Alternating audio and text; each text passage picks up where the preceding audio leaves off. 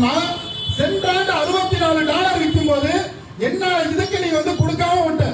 இந்த கேள்வியை இடதுசாரிகள் கேட்க விரும்புறோம். ஏன்னு சொன்னா அப்படி $64 விற்கும் போது ஏன் பெட்ரோல் டீசலுடைய விலையை குறைக்கிறேன்னு சொன்னா அந்த பணம் முழுக்க யாருக்கு போயிருக்குன்னு சொன்னா தனியாருக்கு போயிருக்கு. யாருக்கு போயிருக்கு? அதானிக்கு போயிருக்கு, அம்பானிக்கு போயிருக்கு. எப்படி போயிருக்குன்னு பாத்தீங்கன்னா இன்னைக்கு இருக்கக்கூடிய ஆயில் நிறுவனங்கள் முழுக்க அவங்க கையில தான் இருக்குது. ஹெச்பியா இருக்கலாம், அல்லது இந்தியன் ஆயிலா இருக்கலாம், அல்லது பாரதா இருக்கலாம். இதனுடைய ஷேர்ஸ் இன்னைக்கு தனியார்கிட்ட இருக்குது. அப்போ ஒட்டுமொத்தமாக லாபத்தை சுருட்டி ஏப்பமிட்டு கொடுத்திருக்கக்கூடிய எண்ணெய் நிறுவனங்கள் அதற்கு ஆதரவாக இந்த மோடி செயல்பட்டு இருக்கு. எனவேதான் மார்க்சிஸ்ட் கம்யூனிஸ்ட் கட்சியும் இந்திய கம்யூனிஸ்ட் கட்சியும் மிக கடுமையாக எதிர்க்கிறோம்.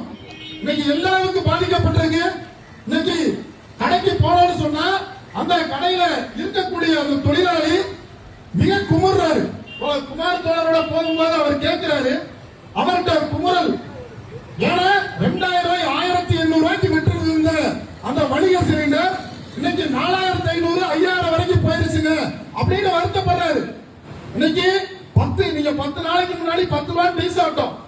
அப்போ கேஸ் சிலிண்டர் என்ன? வணிக சிலிண்டர், நம்ம கடையில டீ கடையில யூஸ் பண்ணக்கூடிய கமர்ஷியல் சிலிண்டர் அன்னைக்கு 2000 ரூபாய் 1800 இருந்துச்சு 10 நாளைக்கு முன்னாடி. இன்னைக்கு 4500 வாங்கிட்டு எப்படி 10 ரூபாய்க்கு அவரால் டீ போட முடியும்?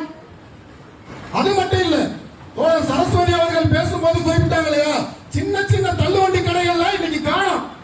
எல்லாம் பொட்டியை கட்டிட்டு ஊருக்கு போயிட்டாங்க, அல்லது கடையை மூடி வச்சுட்டு வேற வேலைகளுக்கு போயிட்டாங்க. என்ன காரணம்னு சொன்னீங்கன்னா அங்க அந்த பெட்ரோல் டீசல் விலை உயர்வு மட்டும் இல்லாம இந்த சமையல் சிலிண்டருடைய கமர்ஷியல் சிலிண்டருடைய விலை உயர்வுனால இன்னைக்கு அந்த விலைவாசியை கட்டுப்படுத்தக்கூடிய அளவில் அவர்களால் வியாபாரம் செய்ய முடியல. இன்னைக்கு பல பேர், இன்னைக்கு சாதாரண அனைத்து உழைப்பாளிகளும், காவல்துறை ஊழியர்களை தொடங்கி பல பேர் நம்ம போய் சாப்பிடக்கூடிய இடம் கையேந்தி போகணும்.